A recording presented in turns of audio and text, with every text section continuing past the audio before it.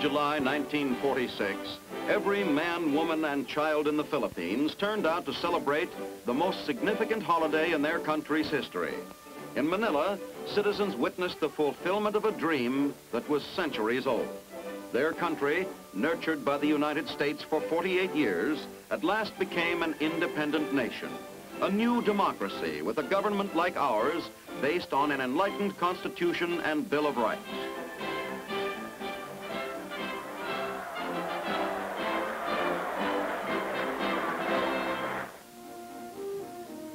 The new Republic of the Philippines consists of more than 7,000 islands lying between the Pacific Ocean and the South China Sea.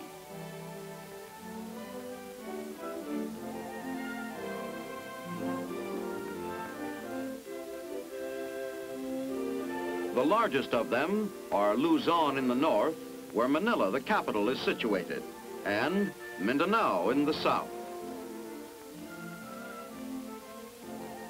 The islands lie in the torrid zone.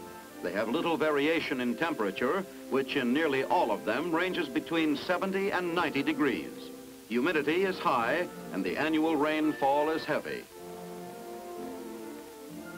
Discovered over 400 years ago by the explorer Magellan, who named them after his king, Philip II of Spain, the Philippines were ruled by the Spaniards for more than 200 years. Spain left its mark upon the architecture, the language, and the people in many different ways. Then in 1898, under the command of Admiral Dewey, the American fleet defeated the Spaniards, and the United States occupied the Philippines. During the years that followed, our country encouraged the Filipinos to become strong enough to be free. At their military academy, modeled after our own West Point, we helped them train their own officers and their own army.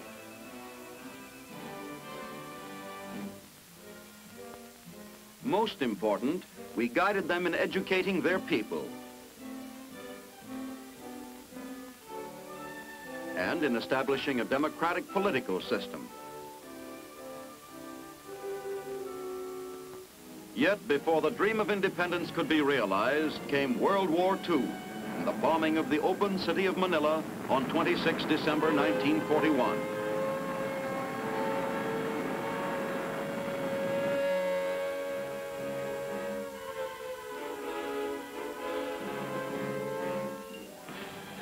In the fierce and hopeless battles that followed, there were 4 Philippine soldiers for every American soldier.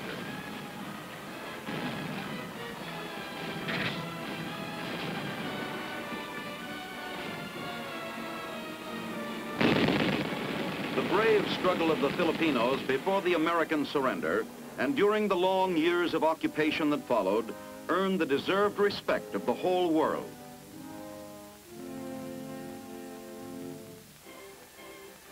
When at last the islands were liberated, the people of the Philippines had contributed as much toward the victory as any other group of Americans.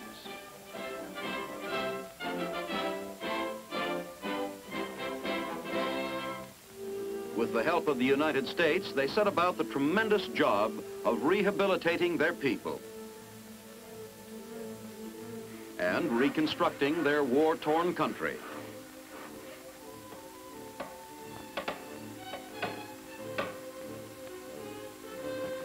Most of the 20 million Filipinos, like ourselves, are a mixture of races.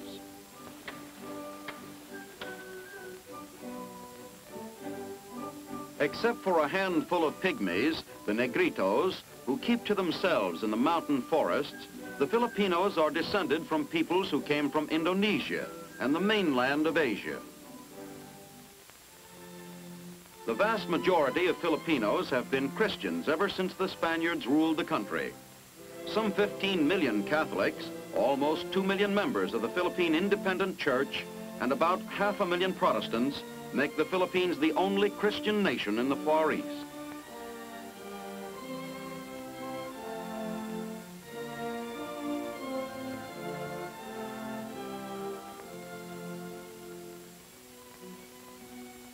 also over 500,000 pagans, some Buddhists and Shintoists, and mainly in the south of Mindanao, about 800,000 Mohammedans, the Moros.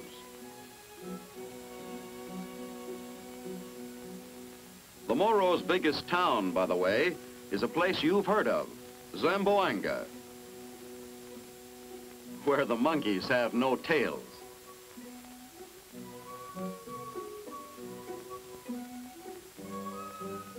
Most of the Filipinos live north of Mindanao, in the Visayan group of islands and in Luzon.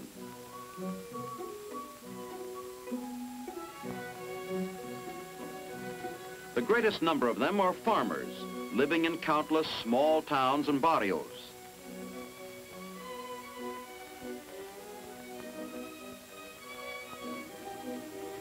Their basic crop, like that of other people throughout the Orient, is rice.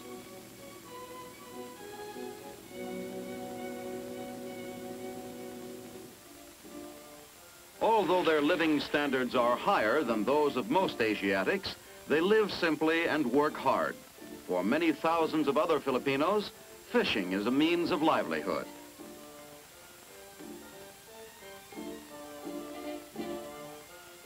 From the sea and from the inland waters of the islands, an increasing harvest of fish is sent to market each year.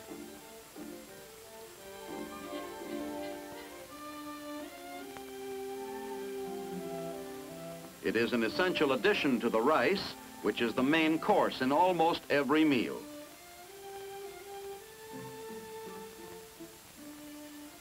To improve the living standards of the people of the Philippines, the new republic, with the help of the United States, is encouraging the development of the natural resources of the islands. The topography is varied. Mountains, hills, and plains are found on nearly all the larger islands. In every area, there is a wealth of natural resources. Minerals are one of the most important raw materials. In western Luzon are deposits of chromite, used in the manufacture of steel. Iron ore is found on almost all the larger islands.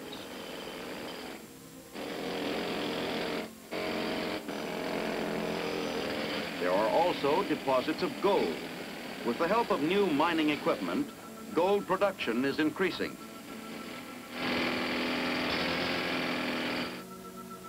Nearly half of the land area of the Philippines is forested.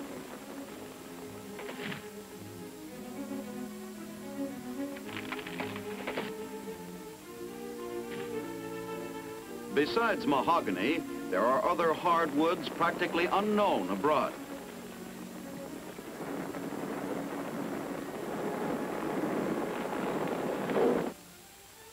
Coconut palms, which grow through the country, make the new republic the world's leading producer of coconut products. From dried coconut or copra is extracted a valuable oil much used in making soap.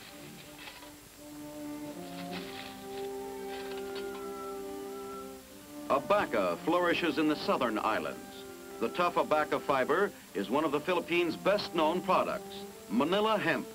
The raw hemp is prepared for market on the plantations. Later, the fibers will be woven into marine rope, which has an extraordinary resistance to water damage.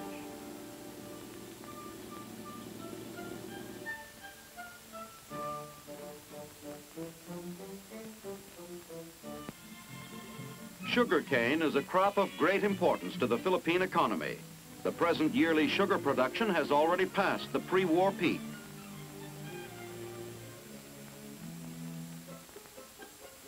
Electricity is a public service, now available in most large cities and in many smaller communities.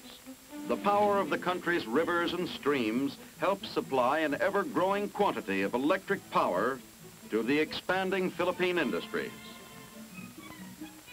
50 years ago, shoes were a luxury, which only a small proportion of the Philippine people could afford.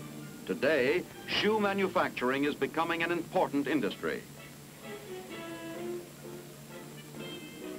Employment in the hemp industry is growing all the time as factories become electrified. The hemp fibers are woven into tough Manila rope, famous around the world since the days of the old clipper ships.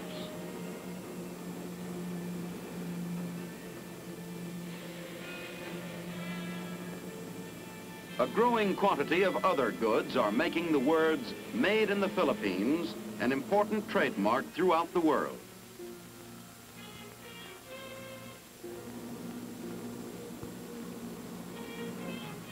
Manila is a great trading center. Its magnificent harbor is known as the Pearl of the Orient. Rebuilt since the war, it now handles twice its pre-war cargo. The Philippines ships and their modern air fleet carry visitors and goods from every corner of the world.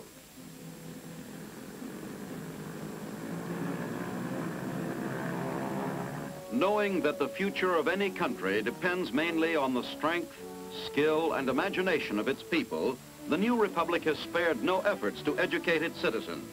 With American help, the Filipino colleges and public schools, excellent in pre-war days, have been restored and expanded.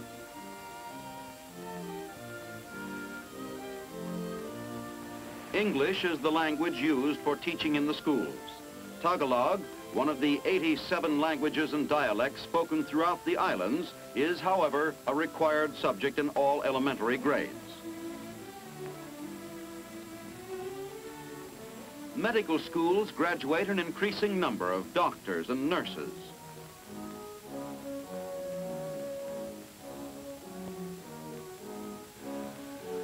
Public health education teaches the people by every educational means how to avoid disease.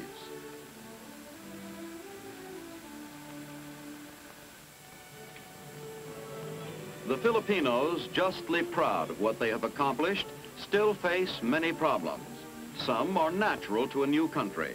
Others are created by the communists. The new republic, a member of the United Nations, was one of the first to denounce the Red aggression in Korea.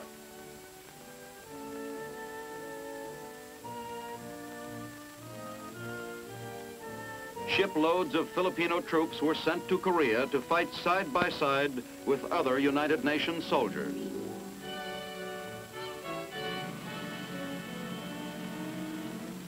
Other Filipino soldiers remained at home to fight the Huts, groups of communist organized guerrillas who raid and plunder villages and then retreat into the hills.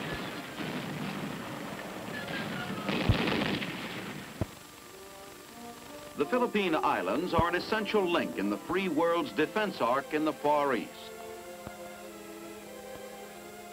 Because they lie only 65 miles from communist-threatened Formosa and only 400 miles from communist-held China, their own army is not sufficient for their defense. For the mutual protection of the new republic and the U.S., American bases have been set up throughout the islands. Already, the people of the Philippines have met as great a test as any nation ever encountered. With their resources, human as well as material, their prosperity need face no limitations.